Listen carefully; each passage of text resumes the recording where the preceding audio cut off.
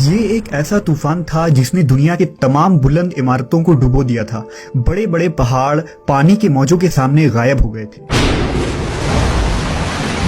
اس طوفان میں دنیا کی پوری آبادی ختم ہو چکی تھی، مگر پانی کے ان بڑے بڑے عظیم موجوں کے اوپر صرف ایک کشتی تھی جو تیر رہی تھی، اور اس میں موجود 80 لوگ جو اس دنیا میں باقی رہ گئے تھے۔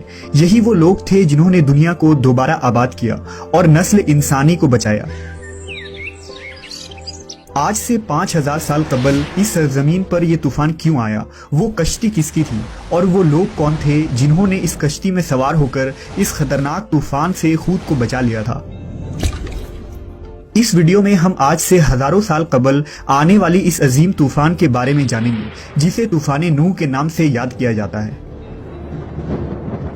حضرت آدم علیہ السلام کے دنیا میں آنے کے بعد ان کی اولادیں دنیا میں خوب پھلی پھولی، لیکن ایک مدت گزر جانے کے بعد وہ لوگ خدا کو بھول چکے تھے، اور ایک خدا کے بجائے انہوں نے مٹی اور پتھر کے کئی خدا بنا لیے تھے۔ نہ صرف ان کی عبادت گاہیں بتوں سے بھری پڑی تھی، بلکہ ہر گھر میں بت رکھے ہوئے تھے۔ ابلیس نے بنی نوح انسان کو کفر و شرک میں مبتلا کر دیا تھا۔ لوگ حضرت آدم علیہ السلام، حضرت شیث علیہ السلام اور حضرت ادریس علیہ السلام کی تعلیمات کو بھلا چکے تھے۔ حضرت ادریس کو بھی وفات پائے سینکڑوں برس گزر چکے تھے، چنانچہ اللہ تبارک و تعالیٰ نے اس قوم ہی میں سے ایک نیک شخص حضرت نوح کو ان کی طرف نبی بنا کر بھیجا۔ آپ کے والد کا نام لمک تھا، اور وہ حضرت آدم علیہ السلام کے بیٹے حضرت شیث کی اولاد میں سے تھے۔ حضرت نوح علیہ السلام اللہ کے پہلے رسول ہیں جنہوں نے اپنی قوم کو تبلیغ کی، آپ پر کتابیں نازل ہوئیں، اور سب سے پہلے آپ کی قوم پر عذاب نازل ہوا۔ حضرت نوح علیہ السلام کی قوم ملک عراق کے گرد و نواح میں آباد تھے۔ آپ نے انہیں اللہ کی وحدانیت اور عبادت کی طرف دعوت دی۔ آپ نے اپنی قوم سے کہا، میں تم کو کھول کھول کر ڈر سنانے اور یہ پیغام پہنچانے آیا ہوں کہ اللہ کے سوا کسی کی عبادت نہ کرو۔ اگر تم اسی طرح کفر و شرک میں مبتلا رہے تو مجھے ڈر ہے کہ تم کسی سخت عذاب میں مبتلا نہ ہو جاؤ۔ حضرت نوح علیہ السلام کی قوم نے اس تبلیغ کے جواب میں آپ کو جھوٹا قرار دیا اور آپ کی دعوت کا انکار کر دیا، نیز دھمکی دی کہ اگر تم اپنے وعد و نصیحت اور دعوت سے باز نہ آئے تو ہم پتھر سے مار مار کر تمہیں قتل کر ڈالیں گے۔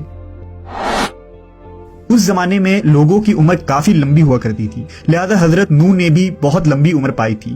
آپ نے اپنی قوم کو 950 سال تک تبلیغ کی اور بے انتہا کوششیں کی کہ وہ لاشریک معبود پر ایمان لا کر شرک سے توبہ کر لیں، مگر ان پر کوئی اثر نہ ہوا۔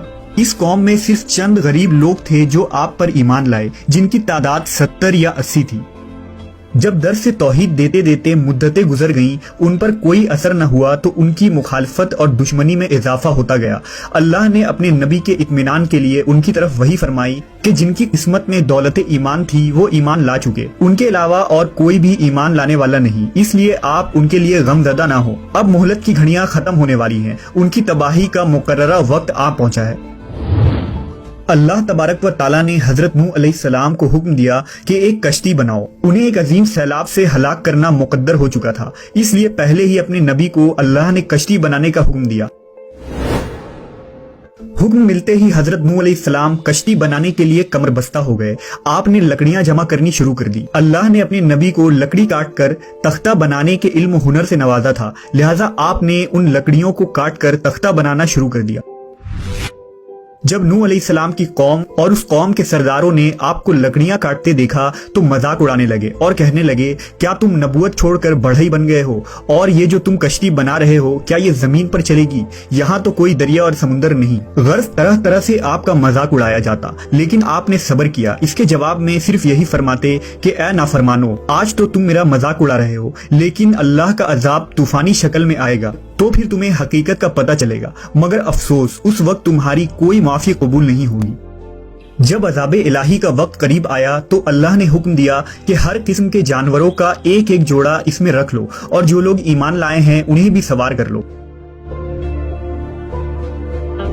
حضرت نوح نے احکام خداوندی کے مطابق سب کو سوار کر لیا اور عبادت الہی میں مصروف ہو گئے۔ آخرکار طوفان کے آثار ظاہر ہونے لگے اور دیکھتے ہی دیکھتے زمین کے ہر گوشے سے پانی ابلنے لگا۔ آسمان سے قیامت خیز بارش ہر شے کو بہا کر لے جانے کے در پہ تھی، گویا قیامت کا منظر تھا۔ کشتی طوفان کے پہاڑ جیسی اونچی لہروں پر تیر رہی تھی۔ حضرت نوح نے اپنے بیٹے کنان کو دیکھا جو ایک اونچے مقام پر موجود تھا۔ انہوں نے کہا، اے میرے بیٹے، ہمارے ساتھ کشتی میں سوار ہو جا اور کافروں کے ساتھ نہ رہ۔ اس نے کہا، ابا میری فکر نہ کرو، میں ابھی سب سے اونچے پہاڑ پر چڑھ گیا ہوں اور پانی سے بچ جاؤں گا۔ حضرت نوح نے کہا، آج قہر الہی سے کوئی نہیں بچ سکتا۔ اس اثنا میں ان دونوں کے درمیان پانی کی ایک بڑی لہر حائل ہوئی اور وہ اس لہر میں غرق ہو گیا۔ طوفان نوح میں پانی کی لہریں اس قدر بلند تھی کہ انہوں نے روئے زمین کے تمام پہاڑوں کو بھی چھپا لیا تھا۔ زمین پر کوئی بھی چیز زندہ سلامت نہ تھی، سب کچھ نیست و نابود ہو چکا تھا۔ صرف حضرت نوح کی پہاڑ نما کشتی تھی جو اللہ کی مدد سے پانی کی بلند و بالا خوفناک موجوں میں تیرتی پھر رہی تھی۔ روایتوں کے مطابق اس کشتی میں 80 شخص تھے اور ہر ایک کے ساتھ ان کا کنبہ بھی تھا۔ یہ لوگ کشتی میں تقریباً 150 دن رہے۔ اس کے بعد اس کا رخ جبل جودی کی طرف پھیر دیا گیا جہاں وہ ٹھہر گئی۔ پھر حضرت نوح نے اہل زمین کی خبر لینے کے لیے ایک کوے کو بھیجا۔ کوے نے زمین پر مردار دیکھے تو ان پر جھپٹ پڑا اور تاخیر کی، جس کی وجہ سے آپ نے کبوتر کو بھیجا۔ کبوتر ایک زیتون کے پتے کو لے کر آیا اور اس کے پاؤں کیچڑ سے لتھڑے ہوئے تھے، جن کو دیکھ کر حضرت نوح نے اندازہ لگایا کہ زمین خشک ہو چکی ہے۔ حضرت نوح جودی پہاڑ سے زمین پر اتر آئے اور ایک بستی کی تعمیر کی جس کا نام سمانین رکھا، اور پھر یہاں سے نسل انسانی کی دوبارہ شروعات ہوئی۔ یونان، مصر، ہندوستان اور چین کے قدیم مذہبی کتابوں میں ایسی روایت تسلسل کے ساتھ بیان کی جاتی ہے جن میں ایک عظیم سیلاب کا ذکر ہے۔ زیادہ تر مذہبی کتابوں میں ایک کشتی کا تذکرہ ملتا ہے جس کے ذریعہ بچ جانے والوں نے نسل انسانی کو باقی رکھا۔ اے نوح، کشتی سے اترو، ہماری طرف سے سلامتی اور برکتوں کے ساتھ جو تم پر اور تمہارے ساتھ والوں پر رہیں گی، اور دوسری جماعت ہے کہ ہم انہیں دنیا میں فائدہ دیں گے، پھر انہیں ہماری طرف سے دردناک عذاب پہنچے گا۔ بے شک یہ دنیا طوفان ہے، شیطان بھٹکانے والا ہے، اور انبیاء کرام کشتی نوح ہے۔